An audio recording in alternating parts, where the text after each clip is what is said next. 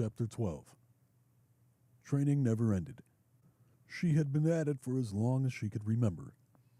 Some days she would stand atop a podium with a gold medal around her neck. But first, train.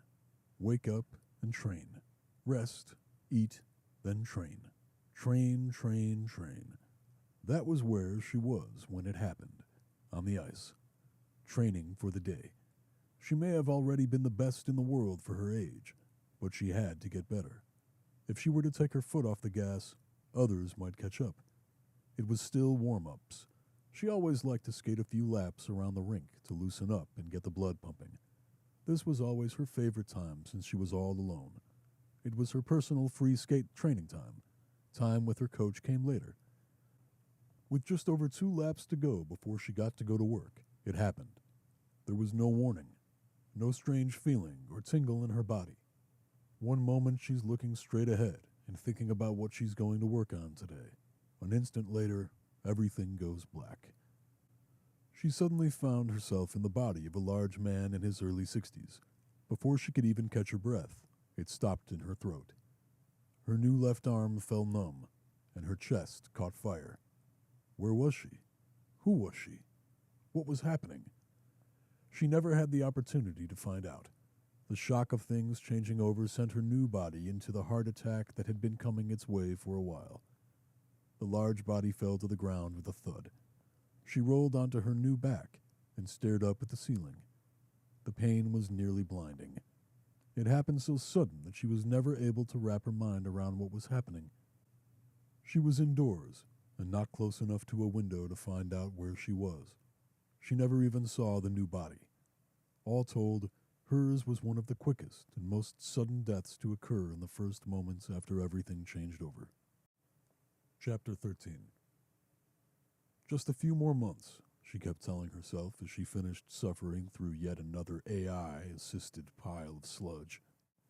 Her students had been attempting to pass them off as their own for months. It would have been one thing if this were high school or below, or even a mediocre state school. But this was the finest technical college in the United States. High-achieving kids scratched and clawed to get there, only to cop out in their homework thanks to big tech's latest blunder. She stared at the bottle of scotch resting next to an empty glass on the antique desk in the office of her 19th century New England manor and debated pouring another glass. She had already had 2, which was her standard limit, but she still had 9 papers to get through. She wasn't sure if she could do it without more alcohol. Josephine Joanna JoJo Carver was approaching her 17th birthday amid her final year as a professor of advanced computer theory. Once upon a time, she had worked on top-secret projects for the government. Then she helped spearhead the computer revolution in Silicon Valley. When that adventure ended, she returned east to teach at her alma mater as one of its most distinguished students turned professors in history. She had always been one of the smartest people in the room, or the smartest, when it came to computers and technology. Even as she advanced in age, and the next waves of talent got younger and younger, JoJo never failed to keep up or even stay ahead. She loved to think and to problem solve. She was also incredible at reading and understanding people. The only thing truly holding her back in life, at least in some people's eyes, was that she had been paralyzed since she was 11 years old. She had been in an automobile accident during a time when people didn't usually wear seatbelts. Fortunately for her, her brain and everything above the waist escaped the accident rather unscathed. She would be bound to a wheelchair for the rest of her life, but it wouldn't hold her back. In fact, she would come to think of it as a strength. From her mobile throne, JoJo the genius had forced the entire tech community to look up to her for 5 decades. But she was ready for the next chapter, the final chapter. She still had plenty to say, and upon retirement would hole up in her mansion and begin writing novels she had always wanted to write. First, her autobiography. After that, she wasn't certain which idea to attack first, but she had enough in the hopper to keep her going until her final breath. Years earlier, she had set the year of her 17th birthday to be her final year of teaching. Had she known the AI monstrosity was coming, she would have gotten out earlier.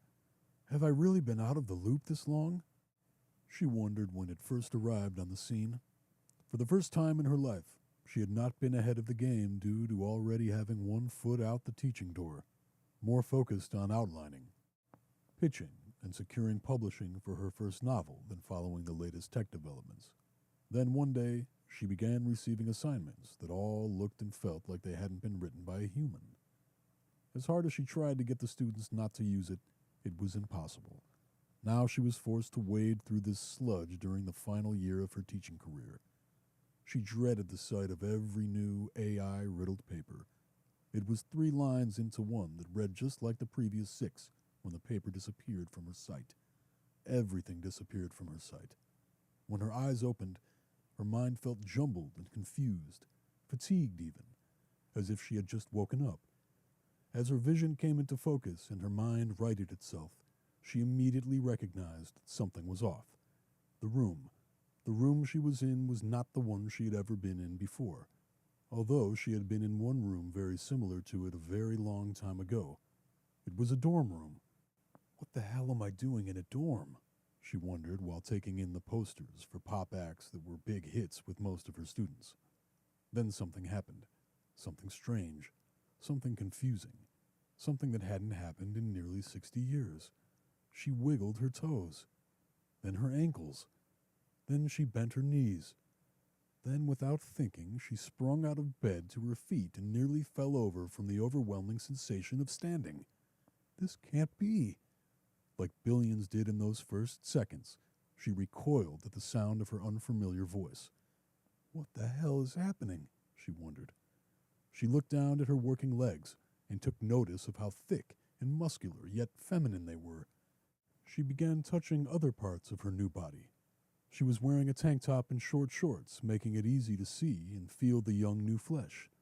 It was tan and toned, thick and muscular. Her brilliant mind was still too confused and overwhelmed to put it all together. But the one thing she did know was that her new body was fantastic. Thankfully, the other bed in the room was empty, meaning she was alone.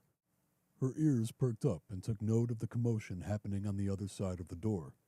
People were screaming, yelling in various languages and running about. Clearly a panic. That was when the pieces began to snap together in her head. The realization of what had happened, what was happening. This can't be, she thought while looking around for a mirror and spotting one at the foot of her bed. She carefully approached it with her eyes open and cupped both hands over her mouth at the sight. She was young, 17 maybe, still a woman, but a woman with a body far different than the one she had always known. This girl was a specimen, a statuesque 5'10" and immaculately built. Jojo flexed her new muscles in front of the mirror. Who was this girl? She wondered. This body is incredible. Judging by all the commotion outside the door, Jojo assumed she might be the only one in the dorm who knew what was going on. She wondered how it could have happened. Makes no sense. It was shocking and strange, but also wonderful. Although the shock had yet to wear off and she was still processing everything, she couldn't help admitting that she was experiencing love at first sight with her new body. After barricading the door, she began poking around the room to learn more. She was at a boarding school in Spain, a very, very nice and exclusive one. The young woman whose body she now wore was a soccer player there on scholarship. Judging by the photos taped around the edges of the mirror that showed her with various trophies in her hands and medals around her neck, a very good soccer player. The things I can do with this body, she thought while waiting patiently for the commotion to die down. All her life, her body had been bound by limits while her mind had lived without them. Now she was living in a body blessed with youth and top-tier physicality. And she got to keep her mind as well as all the knowledge and experience that came with it. She had no idea how the first few days would go. She assumed they would be tough, but if she could make it through them, get out of the dorm and into the world, she could do some amazing things in this strange new reality. Just over 3 weeks later, she was learning to fire a gun in a field in the south of France. She was with her new friend and traveling companion, Dino. Dino was from what used to be Greece, where he had been a successful entrepreneur. Since he had been lucky enough to wake up relatively close to his homeland, He was hell-bent on getting back. With no real hope of getting back to America, Jojo decided to keep him company. For one, she felt she could trust him. All her instincts pegged him as a good one. For two, she was very attracted to the body he had woken up in. It was essentially the male equivalent of the body she had woken up in. A student athlete of the boarding school who was very physically gifted.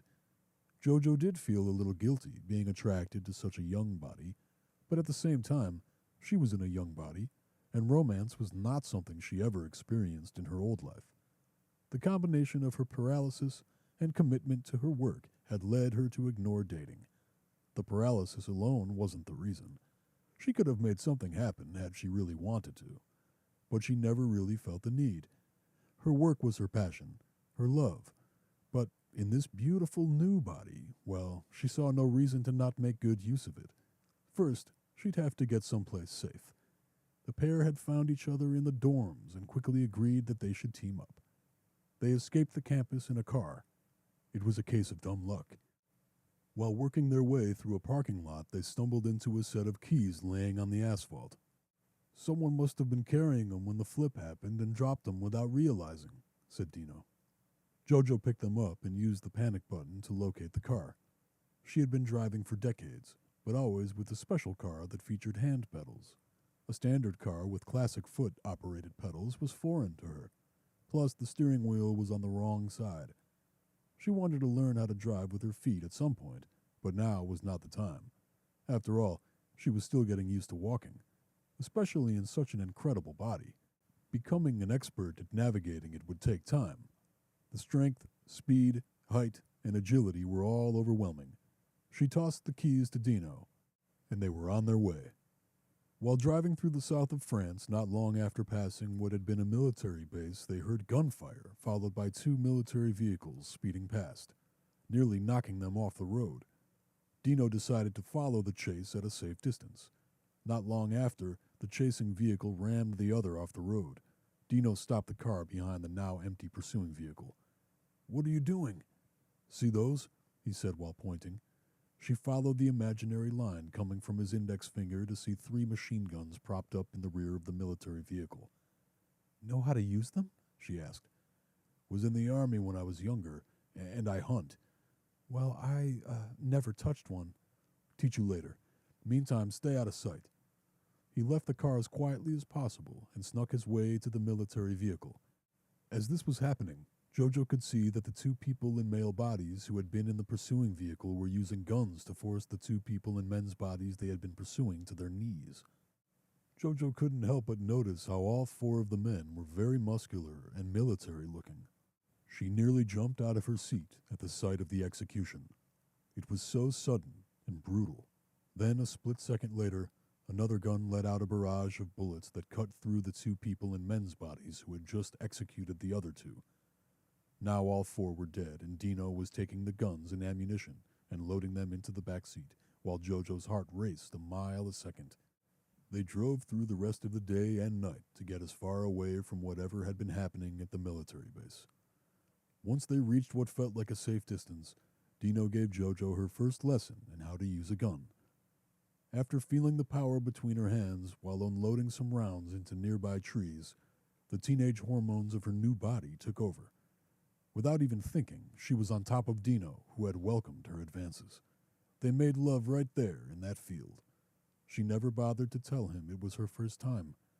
They would make love every chance they got as they continued to work their way across what used to be Europe toward what used to be Greece. The journey toward Dino's homeland would prove more difficult than they had planned or hoped. Their plan had been to travel along the southern coast of what used to be France, following the shoreline until they reached the former nation of Italy. They would continue east until reaching the eastern shores of the Adriatic Sea. Then they would follow that coast down into what used to be Greece. But like many things in the New World, their plan was blown up by outside forces. They were continuing along the shoreline when they saw an unmistakable sight: smoke. As they continued their approach, the sounds of gunfire filled the air. Dino slowed his driving, and they soon saw where the smoke was coming from. The fires were massive. engulfing the entirety of the city once known as Genoa and its surrounding areas. This looks bad, said Dino. This is bad. Continuing forward, they began to see the crowds of fully armed people fighting. It was a war zone. What could they possibly be fighting over? Who the hell knows? But we're low on gas, and getting too close for comfort. Need to reroute. Now. They approached an intersection with a northbound road, and Dino made the left-hand turn. Shit, think someone saw us, said Jojo, watching through the passenger side window as they turned. She was right. Some people involved in the scrum had seen them. They jumped on motorcycles to give chase. This is bad. This is bad. This is bad, was all Dino could say as he drove north with the 3 motorcycles rapidly gaining on them. His foot smashed the gas pedal into the floor while his hands clawed at the wheel. Every time he looked in the rearview mirror, they were closer. The rear windshield exploded as one of the pursuers took a shot. The bullet left a hole nearly dead center of the windshield that spider-webbed out, impairing Dino's view. Might want to start shooting, babe, yelled Dino. Jojo could hear the fear in his voice as she took out a 9mm, checked the clip, and chambered around. She took a deep breath before spinning to her left and aiming the gun back through the now shattered rear windshield. One of the motorcyclers was dead center right behind them. She lined him up in her sights just as Dino had taught her. Then she took another deep breath and squeezed the trigger. The shot missed the biker, but hit his left handlebar. The impact caused him to lose his grip, spin out off the road and into a tree. Yes, babe, yes, 2 more. One of the remaining 2 pursuers took a shot that grazed Dino's head before shattering what was left of the windshield. The wind whipped at his face as he sped along the country road. Not sure how much longer I can hold. Jojo spun to her left and leaned out the passenger side window, just like in the movies. As she aimed the gun with her powerful right hand, she once again marveled at the impressive physique that came with her new body. She never got the shot off. The pursuers on the driver's side had shot out the rear driver's side tire, causing the car to jerk, and for Jojo's right hand to slam against the rear passenger window and drop the gun before she managed to get back inside. Hold on tight, yelled Dino as the wheel spun from his control and the car careened off the road into a field where it came to a stop. For a moment, the only sound in the car was of their panicked breathing. Moments later, the near silence was broken up by the motorcycles coming to a stop on the road and shutting off their engines. Hurry, said Dino. We've got about 5 seconds. He reached into the back seat, grabbed one machine gun and handed it to Jojo. Then he grabbed the other for himself. Before Jojo could gain her bearings or say another word, Dino was out the driver's side door and instantly shot in the right leg just above the knee. Fuck, he yelled as he simultaneously dropped to one knee and unleashed a torrent of bullets. As this was happening, Jojo's mind sprung to life. This is my chance, she thought as she popped her door open and spun out of it, her new body making the move as fluid and natural as water traveling a river. Her gun was ready, but there was no one there. Staying low, she crept around the car and poked her head past the rear to see one of the pursuers dead from Dino's return fire, the other taking cover behind a tree, completely unaware of her presence as he volleyed fire with Dino. Jojo couldn't be certain of Dino's condition, but he was still shooting, so at the very least he was alive. Her angle on the biker wasn't great. Since he was distracted by Dino, she decided not to waste her advantage with a low percentage shot. She got down on the ground in an army crawl, like she'd seen in the movies. Then with the gun strapped over her back, she moved swiftly and stealthily across the field. She covered about 25 feet before stopping at the foot of a tree. Lifting herself to a crouch, with the tree between her and the biker, she surveyed the scene. The car was blocked by her view of Dino, who was still returning fire with the biker. Her view of the biker was now completely unobstructed. She removed the gun from her back, shouldered it, took aim, took a deep breath, and let out 6 rounds, 4 of which connected with the biker who fell dead on the spot. The feeling of killing a man was not something Jojo had ever experienced or wanted to experience, but in that moment she felt no remorse. It was him or us. She stood and walked over to him. He looked quite dead, but to be certain, She parked one in his head and recoiled at the sight of the chunks of brain and skull that splattered in every direction. Dino had managed to survive with just the head graze and wound to the leg, but it was a bad wound.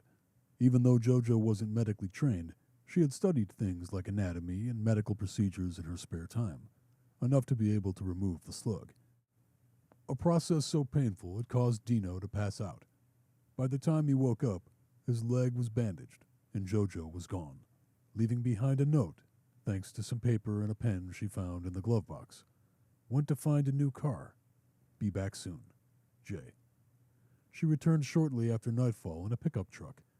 It wouldn't be long before the act of walking a few miles in any direction, scavenging some keys, and taking a working car would become impossible. But in those early days, people did it all the time. Dino managed to load himself into the passenger side. JoJo had no interest in heading anywhere back in the direction they had come from. Instead, she continued north up the road. Not sure where she was going. Not sure of anything at all anymore. JoJo had essentially no memory of the accident that irrevocably changed her old life. She had been asleep when it happened, in the back seat with her parents up front while her father drove them home from dinner. She never saw any of it coming. When she woke up, she was in the hospital and couldn't feel her legs. The shock took years to fully process. Later, long after everything changed over and she had gotten used to her new body, she would reflect upon the similarities. Twice in her life she had been one person one moment, only to become someone entirely different in an instant. Her parents survived the accident with little more than cuts and bruises. The crash itself hadn't been too bad. A pickup truck hit JoJo's father's sedan and sent it spinning off the road. Had it come to a stop naturally, things would have been okay. Unfortunately, the car slammed into a telephone pole with all impact on the door that JoJo was leaning on while she slept. In the estimation of her brilliant mind, the odds of all those elements lining up like that were astronomical. Not as astronomical as the entire world switching bodies, however.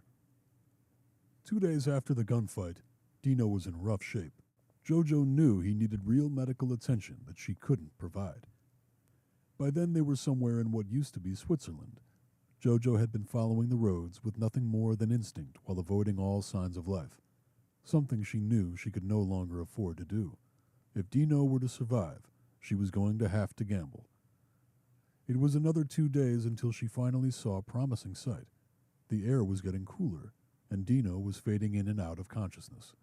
They were driving through a rural stretch, still in what used to be Switzerland, when a group of tents and campers dotted the horizon. The sight of what looked like an organized group set off all the right bells in JoJo's head. The more organized the group of people were at this early stage of the new world, the more likely it was that they were peaceful. A little while later, the truck came to a stop at the outskirts of the tent city. JoJo had come upon their checkpoint. She was ordered to put her hands in the air and step out of the truck. The orders came in English, a good sign. While slowly getting out of the truck, she made further inspection of the tent city. By her quick count, there were nearly 30 tents and close to 10 campers. It was promising, very promising. Next, she called attention to Dino's condition. The person in the woman's body who had the gun on JoJo and had ordered her out of the car and ordered 2 of her compatriots to check on Dino. "Don't you fucking move," they said to JoJo. She didn't. Her body remained frozen while the 2 people in men's bodies checked on Dino. She wasn't scared. After all she had been through in both lives, getting scared was no longer possible. Rough shape, but alive. "All right, get him to Tina." They took the unconscious Dino and carried him off into the tent city, leaving JoJo alone with the person in the woman's body who had a gun on her. "What happened to him?" We got chased by some people on motorcycles a few days ago. Barely made it out alive." "Where were you heading?" We were going east, toward Greece. That's where my friend is from. Then we came up on some sort of war zone and just needed to get away. Just away." "What's your name? Where are you from?" "Josephine. Jojo. People call me Jojo." "And where are you from?" At the time of, I was in Connecticut." Any idea where you are now? Jojo shook her head. She had been driving in a daze for days. She could have wound up anywhere. Switzerland, or I guess what used to be it, they said while lowering their gun and approaching Jojo. Tracy. She stuck her hand out, and Jojo shook it. Was a cop in Minnesota. Middle of an arrest when suddenly I'm cozy in bed in a small town back that way. She pointed in the opposite direction of the tent city. Come on, you look hungry. I'll introduce you to some folks. Get you fed. What about Dee, my friend? Anyone can help him. It's Dr. Tina. Best let her work. Can check on him later. They were a roving group of just over 100 people who had found each other piece by piece after escaping the situations they had woken up in. There wasn't exactly a leader. Instead, a committee of 8 trusted people were in charge. As the languages spoken by the people were in the tent city varied, the members of the committee were all at least bilingual.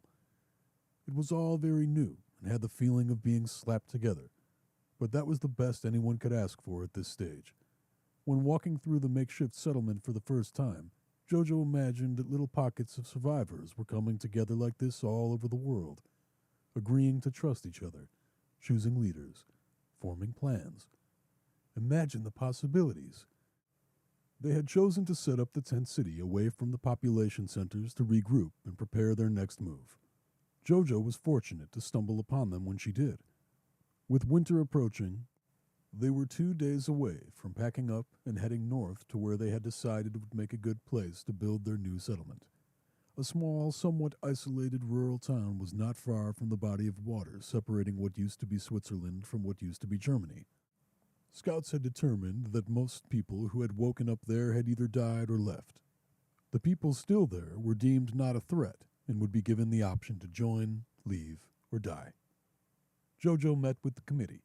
She spoke honestly with those who understood English. They in turn translated for those who didn't. After the nearly 2-hour discussion, she was granted permission to stay with them until Dino healed, as well as the option to permanently join their group. She did not have to decide on the latter part until after Dino was healed. Dr. Tina's makeshift hospital was an ambulance parked near the center of camp. By the time Jojo made it there, Dino's wounds had been properly cleaned and dressed. He was sleeping. Will he be okay? Jojo asked Dr. Tina. It'll take time. Walk with the limp for the rest of his life, but yeah, he'll be okay. How long? Oh, through winter, easily. Then, just depends on him. Gonna need PT to walk again. Got some place to be? We were heading to Greece. Well, even if he's up and walking around tomorrow, I'd recommend sticking with us through the winter, weather and all. They would indeed remain through the winter. Jojo laid low while the group took over the village. There had been some people living there who fought back, but they were outnumbered, overwhelmed, and dispatched without issue. There were plenty of homes to go around, so even though she swore she would be leaving with Dino come spring or summer, Jojo was given a small house to live in through the winter. She continued to lay low, spending most of her time reading, interacting with as few people as possible. No one bothered her. She was allotted her daily meals and given free rein of the library. Otherwise, in the eyes of everyone else in the newly named Valley Falls, she may as well have not existed. Come spring, things began to change. Dino's recovery had not been going as expected. Marcus, the person who claimed to have the mind of a man that now lived in the body of a woman and had been a physical therapist in the old world, said it could be months before Dino would be physically able to travel again. This meant that it was time for Jojo to start pulling her weight. It turned out that her brilliant mind was exactly what Valley Falls needed. They had physical labor to spare as well as plenty of thinkers, but Jojo brought a level of intelligence and forward thinking that no one could imagine matching. She spent the spring gaining an understanding of everything she had to work with and making plans. She spent the summer putting those plans into action. By fall, she had Valley Falls on the precipice of becoming a functioning society. It would take longer than one summer for it to become one, but Jojo had done in one summer what would have taken years without her. When she wasn't working to improve Valley Falls, She was working to strengthen the impressive body she had inherited.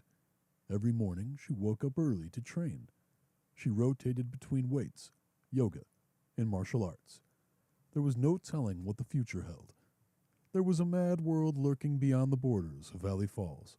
At any point it could encroach on what they were building. She wanted to be ready if that day ever came.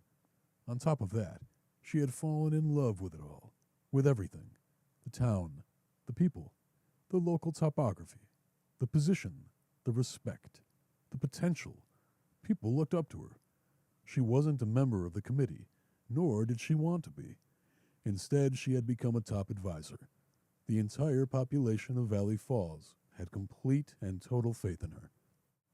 As the second winter rolled around, Dino moved into the small house with Jojo. He was walking on crutches and getting better each day. As the winter months passed and he continued to improve, he began to talk of leaving for what used to be Greece in the spring. "Not sure I want to go anymore," said Jojo one night. "What do you mean? Been our plan since the beginning." She rolled out from his arm, turned onto her side, and propped her head up with her right hand so she could face him while in bed. "Technically, it's been your plan since the beginning. I was along for the ride because I had nothing else, so might as well. Now I have something, and it's here. We can find a new settlement in Greece. You can whip that into shape. My work here isn't done." "You've given them the blueprint. They can take it from here." "No, Dino. I want to see this through." "You're being foolish and selfish." "I'm being selfish? I'm being selfish? I'm the only one here because I wanted to stay with you, while you recovered from getting shot. After I saved your life." Yes, you saved my life. So now you're in charge of it? Is this correct?" She sighed. "That's not how it's supposed to work. It's not about me being in charge or you being in charge. It's about us working together." "Maybe that's how you did it in America in your old life. Not how I do it. I make the decisions, and I've decided we're going to Greece in the spring." "You're going to Greece, Dino. And tomorrow you're finding a new place to live." "Oh, is this what you want?" "Yeah." She got out of bed and started getting dressed. "It is. I'll be in the spare bedroom. When I get back from work tomorrow night, you better be gone." She left the room before he could respond. A few weeks after winter rolled over into spring, some Valley Falls scouts spotted a group of travelers who looked peaceful. After making contact, they brought them in to meet the committee. They were scavengers based out of what used to be Greece, who had been sent north to scout the region and would soon be returning home. They spoke of another fledgling settlement just on the other side of the lake, dividing what used to be Switzerland from what used to be Germany. It was called Brave. Jojo was very interested in sending an envoy to meet with them. She even hoped to be part of it. Upon learning of where the scavengers had come from, Dino convinced them to let him join their expedition. He didn't bother saying goodbye to Jojo as he rode south from Valley Falls, never to return. That summer saw the population of Valley Falls swell to nearly 300. This included someone with the body of a very well-built man who claimed to house the mind of a 38-year-old dentist from Wisconsin named Troy. Jojo put Troy to work on one of her crews that was building walls around the town to protect against potential invaders. She also took to him, and he to her. Within 3 weeks, he was living with her. She had clearly upgraded, and Dino soon became nothing more than a memory. By the time her third winter in Valley Falls rolled around, she and Troy were the settlement's hottest power couple. She loved curling up in his massive tattooed arms every night and talking about their lives in the old world. He didn't understand anything about the brilliant work she did, but loved listening to her talk about it just the same. He didn't like to talk much about his old life. Never went into much detail. It had been far simpler than hers, running his small dental practice, snowmobiling and football in the winter. He had also been married, with 2 young sons whom he wondered about and worried about dearly. Life in Valley Falls was amazing. Everyone was working together to help it reach its potential. They seemed to have compiled nearly 300 people who were perfect fits for each other in the middle of a world torn to pieces and glued together out of order. Then spring arrived. It began well enough. Everyone was hard at work. It was all going according to plan. Then something unexpected happened. Something that would test the resolve of every person in the settlement and reroute their path forward. A body showed up. Her name had been Jackie. She claimed to be a 62-year-old woman from Scotland. She was living in the body of a preteen girl. When they found her, she was tied to a lamppost in the center of town, a place everyone walked past every morning. She had been beaten, sexually abused, and mutilated. Her eyes had been removed and inserted into the stubs of her ankles where her feet had been cut off. Her face had been skinned, and the skin would be found 3 blocks over, nailed to the wall.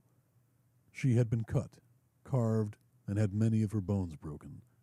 It was the worst thing anyone there had ever seen. She was promptly buried, and the committee immediately ordered the settlement's small law enforcement unit to add to their ranks and begin patrolling at night. It didn't stop anything. 3 nights later, another body was discovered. Another person in the body of a teenage girl who had been given a very similar treatment as the previous. 5 days after that, the body of a woman in her 20s was found. Eyes removed, face skinned, beaten, broken, abused, assaulted, carved, and mutilated like the rest. 3 days after that came the first body of a man. The killer had gone to work on him in a variety of extremely unpleasant ways. Even though she was a badass in her new body, JoJo was glad to have Troy around. By winter, all of Valley Falls was living in a state of fear. 27 people had been mutilated by the killer, whom they were nowhere near identifying nor capturing. As a result, the fabric of their once tight-knit community was beginning to unravel. People began to group up with those who they trusted for safety in numbers. Many began to question both the leadership of the committee and the competence of the law enforcement unit. None of this stopped the killer, who continued to pile up mutilated corpses. Throughout all this, JoJo focused her training on martial arts in case the killer ever came for her. She had been through too much and had been too lucky when things changed over for it to all end like that. By the spring of Year 5, Valley Falls was on the brink of civil war. There were the Loyalists, who believed in the committee. JoJo and Troy were among them. Then there were the Reformists, those who wanted to strip the committee of their power, enact strict martial law, and find the killer by any means necessary, including imprisoning and torturing citizens for information. Loyalists took to the west side of town, Reformists to the east. Whenever a mutilated body turned up on one side of town, the other was immediately blamed. "How does this asshole keep getting away with it?" JoJo asked Troy. "Gotta be more than one person. Like some sort of, like team working together or whatever." "Yeah, but, even so, you think, after all this many months and so many dead that, eventually he or she or they or whatever would slip up." "I don't know, babe. I don't know." "I'm scared, Troy. Not for us. I know no one will mess with you, but the town." When she woke up the next morning, she couldn't remember how the conversation ended. Instead, she woke up to learn that a new body had shown up. One of the founding members of the committee, and all hell was about to break loose. The two factions were armed and lining each side of the main street. It was like something out of a movie. The inevitable war had finally come. JoJo and Troy were hiding in their house, watching through the window. It had been his idea. "Shouldn't we be out there fighting?" she asked. "For what? This is out of our hands. I say we let 'em have it out." He took out a bottle of vodka and poured 2 shots, then handed her one. "Come on." He raised his glass. "To this fucked up world we have somehow found ourselves and each other in." "Hear, hear." As they were taking their shots, she saw his eyes go wide at something happening behind her out the window. She quickly turned and saw what she had been seeing for the past hour. People on each side of the street yelling at each other. The alcohol burned. Her head began to feel light. When she came to, the first thing she noticed was the smell of death and ash on the air. How on earth had she fallen asleep at the outset of the Civil War? She knew, but wasn't ready to accept nor admit it yet. Out the window was nothing but rubble, Several of the town's structures had been decimated by explosions. The settlement had a small stockpile of homemade explosives that had been assembled by JoJo's team and stored in an armory. At some point during the build-up to the war, someone had clearly gotten into it and set some charges. As a result, Valley Falls was both unrecognizable and irreparable. For as brilliant as JoJo was, even she couldn't get a grip on what had happened. How something that was going so well could fall to pieces so hard and so fast, all because of one psychopath. All it had taken were the actions of one person for the citizens of Valley Falls to show who they really were, to take off their masks and reveal their true selves. It really had been that easy. JoJo's dream of building something was dead. She had experienced failures in her old life. It doesn't matter how smart you are. Sometimes it just can't be done. For some reason, this one hurt more than any other. She thought about this as she walked down the stairs and into the street. In her old life, if she failed, she still got paid. Plus, she could write about it and get paid. She could also pass the knowledge gained on to students and get paid. On top of all that, she learned valuable lessons that could be applied to the next project and get paid. Then after getting paid, there would be another great opportunity awaiting her. There was none of that awaiting her here. This failure was final. Valley Falls was nothing but dust and bone. She would have to leave, start over. But could she start over? Even if she found another group of seemingly trustworthy people, could she put all this work into building another settlement when she now knew just how fast it could unravel? As she walked the street, one thing seemed clear. If there were any survivors, there were few. And they were gone. Moved on, just as she soon would. She walked slow and made sure to take in the sight of every corpse. They were all people she knew, people she had grown to care about. There was Mitch. He had been in his 80s in the old world only to wake up in the body of a young woman in her late teens. Despite struggling to adjust to the new body, he was facing his reality with a positive mindset. Now his head lay 5 feet from his mangled corpse, his eyes wide open, tongue dangling out his mouth. There was Carmen, a mid-40s New York lawyer in the old world who woke up in the body of a man in his 60s. She lost 20 years and switched genders, but remained positive and was looking to make the most of the time she had left. She had been part of the committee and one of JoJo's strongest allies. Someone had stabbed her in the chest, then sliced her belly open and spilled her guts. Seemed excessive. Then again, committee members were sure to be prime targets for the reformists. On and on and on it went. The charred, shot, stabbed, sliced, and mutilated corpses of people she had once thought she would grow old with.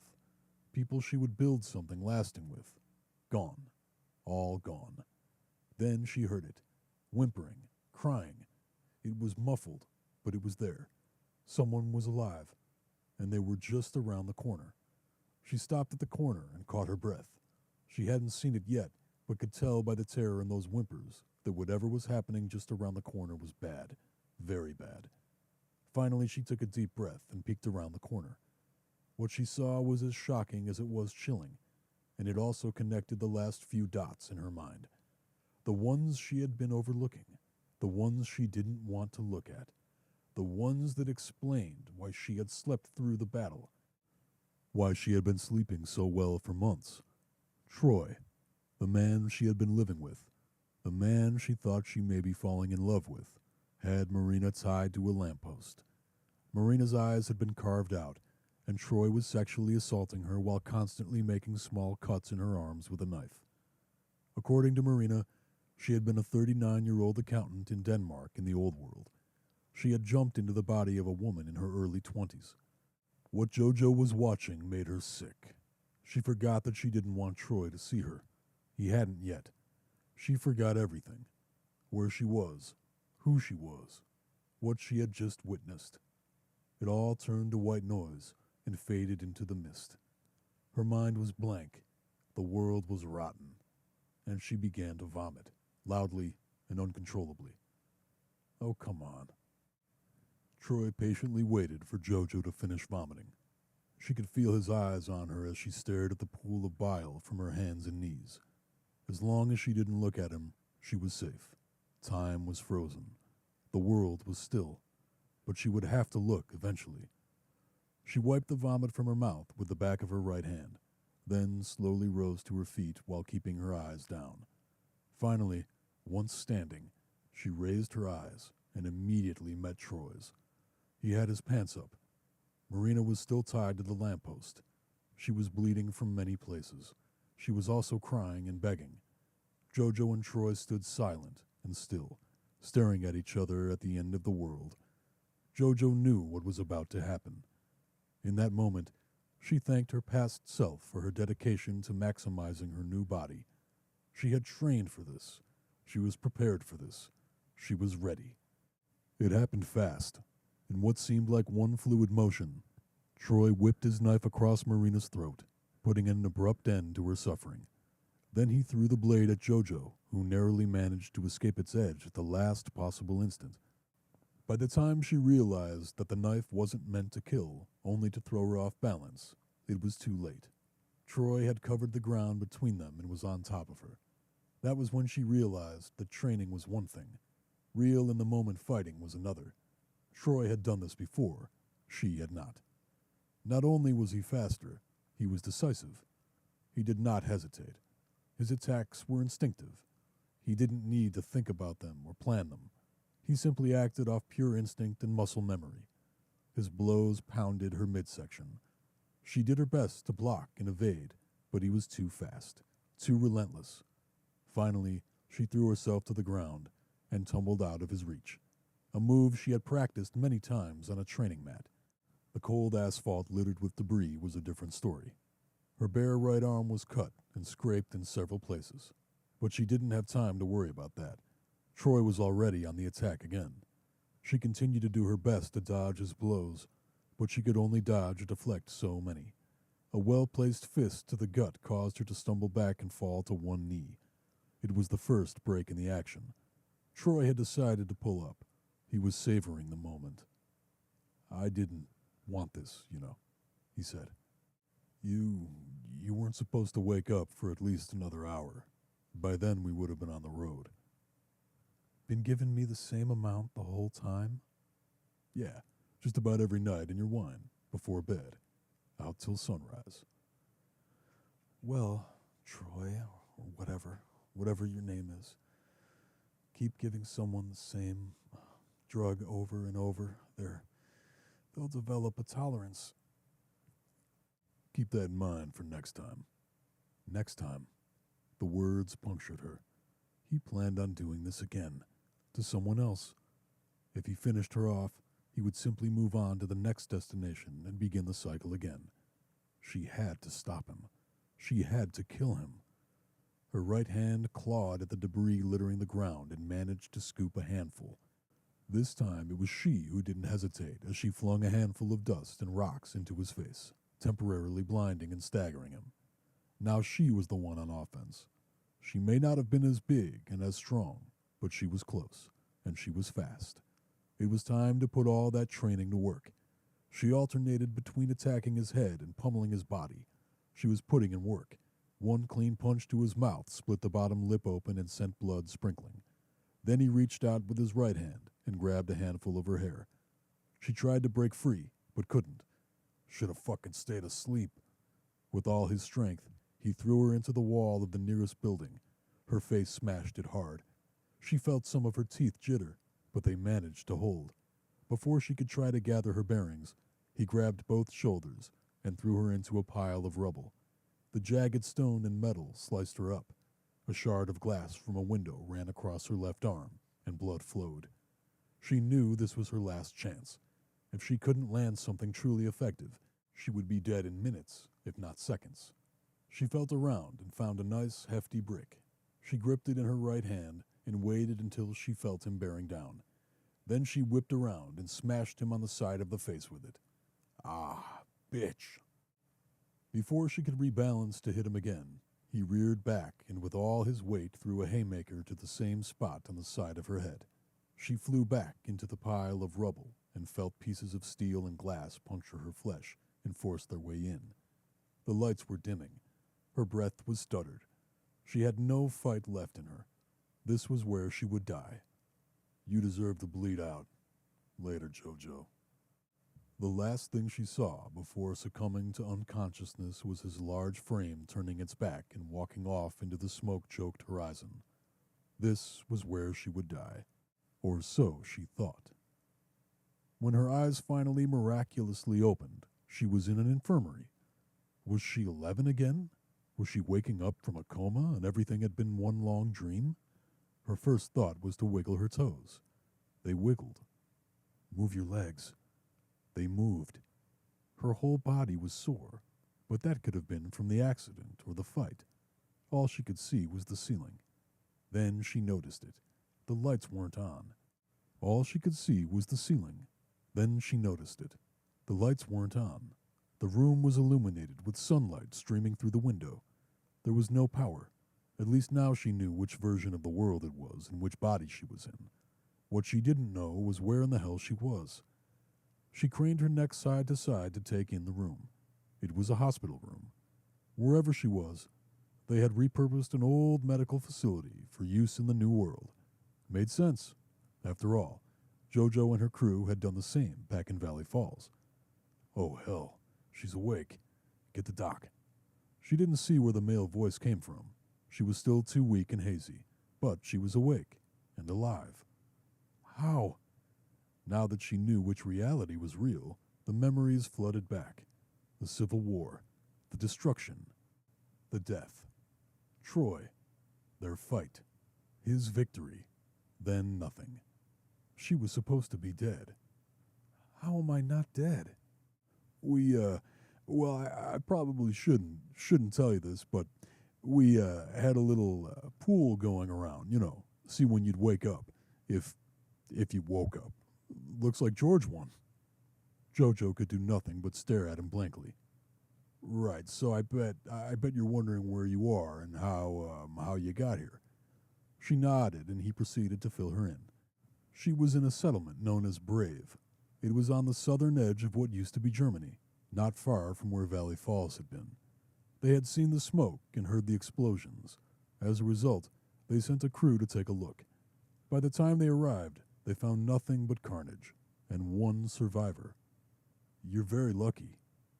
Don't feel lucky. Once they realized she was still alive, but at death's door, JoJo was loaded onto one of their horse-drawn wagons and raced back to Brave. She had been unconscious for 4 days before finally waking up. Don't worry, you're safe, but far from recovered. If I were you, I'd get used to that bed and these walls, and me.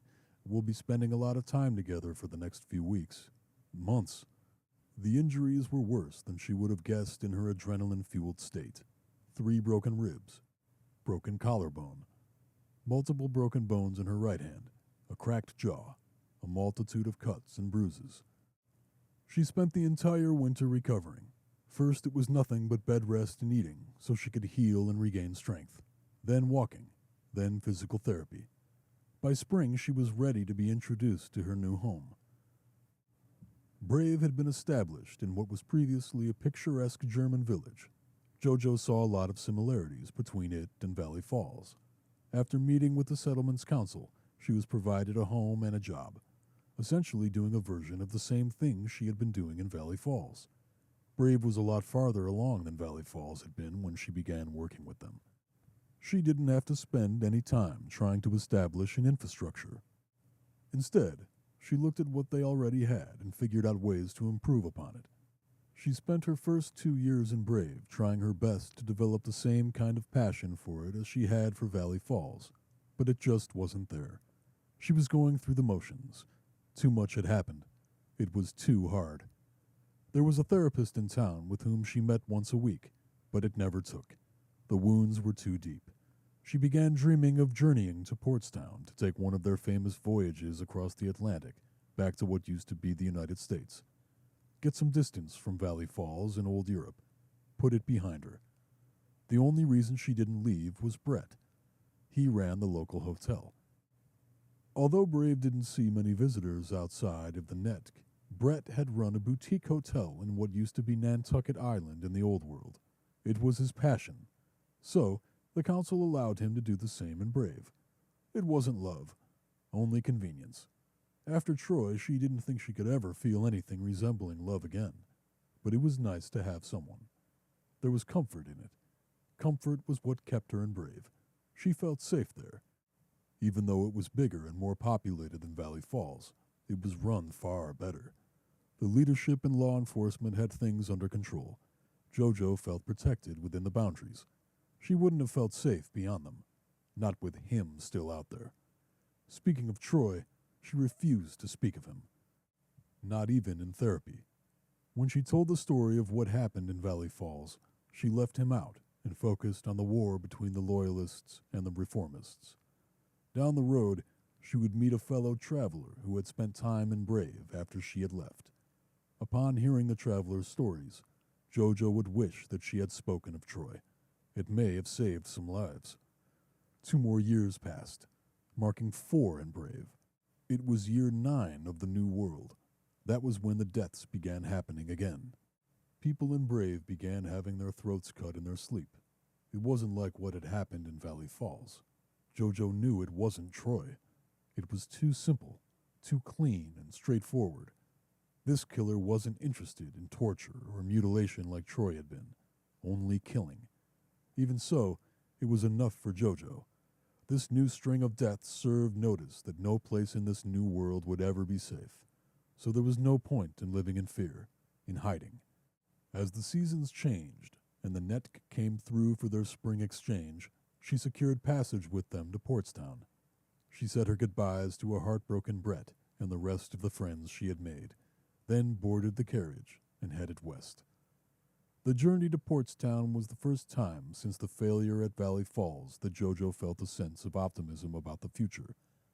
She enjoyed observing her net traveling companions as they dealt with various settlements. She liked seeing these settlements that she had heard about over the years, but the encounter that gave her the most optimism for the future was having her food and drink served to her by a young, pure-born boy at the Newcastle Inn. JoJo had met plenty of pureborns both in Valley Falls and Brave, but all were far younger than this boy. By JoJo's internal math, he had to have been conceived and born within the first year of the New World. Astounding! One of the 3 net traders she was eating with, Ray, took notice of her fascination with the boy. Pretty crazy, right? He is, right? Yeah.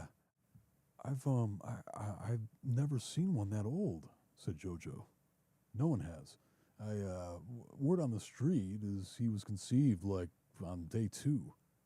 Are you serious? Just what I've heard.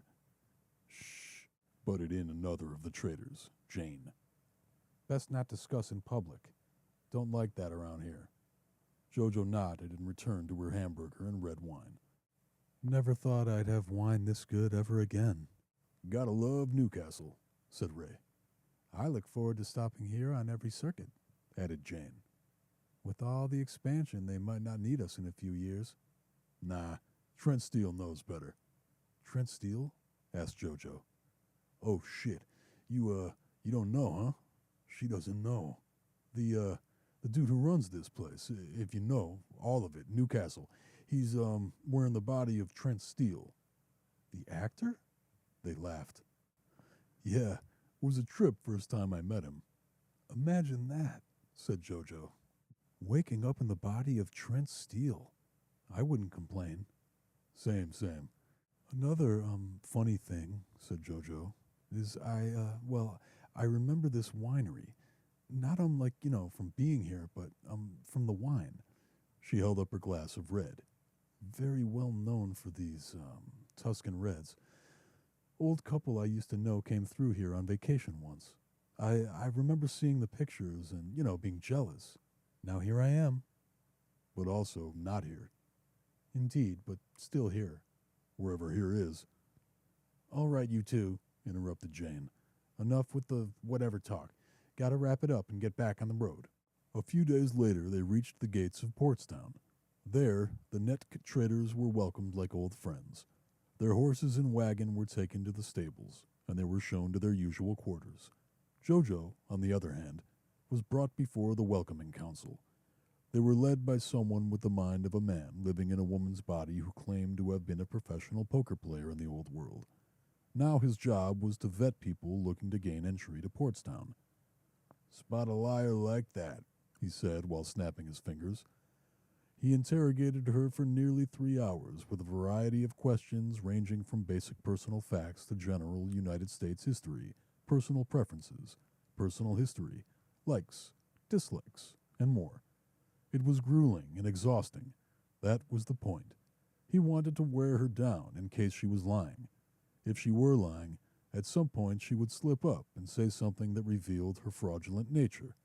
Since JoJo had nothing to hide, she sailed through the interview without issue. Unfortunately, she had missed both westward voyages for the year and would have to remain in Portstown through winter. Lucky for her, she was a brilliant, world-renowned scientist and a physical specimen of a body, two qualities that were always in demand no matter where you went in the New World. She was promptly put to work reviewing the settlement's infrastructure to find flaws and provide actionable suggestions on how to improve things. By the time spring rolled around and her trip was set to depart, the interrogator and all the other Portstown bigwigs wanted her to stay, especially their leader, a grizzled old vet who had once been from the East Coast. "With your mind and our resources, we can do amazing things here," he said to her the night before she left. I appreciate that. I do. But as you know, I've already been there and done that. Time to go home." He told her he understood and that she would be missed. Both were true. The voyage across the Atlantic was even more thrilling than the one from Brave to Portstown. JoJo enjoyed everything from the views to meeting fellow passengers and picking the brain of the captain, someone who had been a very old woman in the old world and now lived in the body of a very large, muscular, and bearded man in the new one. Despite all she had seen and everything she had been through, JoJo believed that only good things awaited. Once back in what used to be the United States, JoJo passed through Wavebreak before making her way back to her old home in what used to be Connecticut. It was exactly how she had left it, including her old body. Whomever had woken up in JoJo's paralyzed body had not made it far. In fact, they had not even made it out of JoJo's office, where she had been grading papers on that cursed night. All that remained were bones. It was an odd feeling looking at the remains of her own body. She stared at it for a solid 20 minutes, reflecting on all the years spent in those old bones. She was thankful for her new body. Despite everything she had been through in the new world, she was still one of the lucky ones. The stack of old papers had remained pinned beneath her scotch glass. Most of the house had been picked clean of anything useful years ago, but the papers remained. Yellowed and worn, the sight of them made her laugh.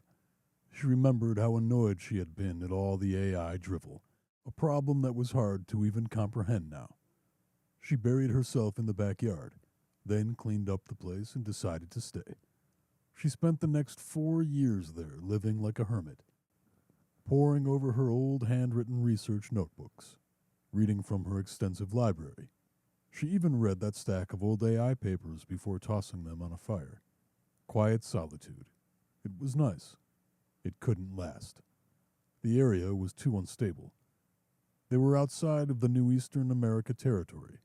No person's land, essentially. Eventually, a militaristic faction decided to claim it. JoJo had to sneak away in the dead of night, making her way back south to where she had first arrived after the trip across the Atlantic, Wavebreak. She spent the next 2 years working her way further south. She was in no rush and had no destination, merely wandering in search of a new home. There were some close calls, especially when she stumbled within range of a very large and well-guarded settlement. She had managed to avoid being spotted, luckily. The place appeared to be very militaristic, not something she wanted any part of. She continued working her way south and eventually arrived at the most impressive settlement she had seen in all her years in the New World. It was called Craftburg.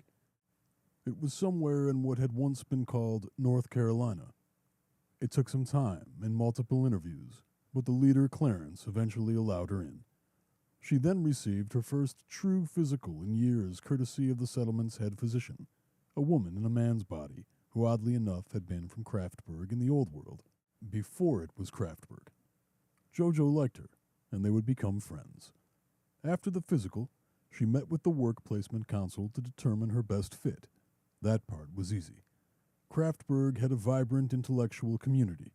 Not only had some of the brilliant minds there heard of the famous Josephine Joanna Jojo Carver, one person had actually worked with her in the old world. Raymond? Raymond Spencer? That really you? He laughed. In the old world he had been a stick figure of a man, with eyes locked behind thick glasses partially covered by a mop of wildly unkempt black hair. In his late 50s, when everything changed over. In the new world he wore the fit and busty body of a woman in her early to mid-30s. Is it really me? Is it really you, Jojo? Look at you. Look at this body. I know, although you should have seen her at the beginning. She looked at the fading scars on her arms while saying this, reminders of a long-ago fight to the death with Troy. Her mind began to wander down Troy Street, but she pulled it back. He wasn't welcome there anymore. I imagine she was quite impressive. Still is, said Raymond. I imagine she was quite impressive. Still is, said Raymond. Working legs and everything. They both laughed. Speaking of physical upgrades, she continued, not so bad yourself. Still have trouble with the parts, naturally. Can't complain about the youth and energy, though. I know what you mean. So, Jojo, how in the hell did you end up, here after all these years? Where have you been? Love to grab a drink and talk about it sometime. Drink and talk, absolutely, about what I've been up to all these years. Not yet. Right now, I just want to get settled in and get to work. Raymond nodded. He understood. Maybe someday. Yeah, maybe.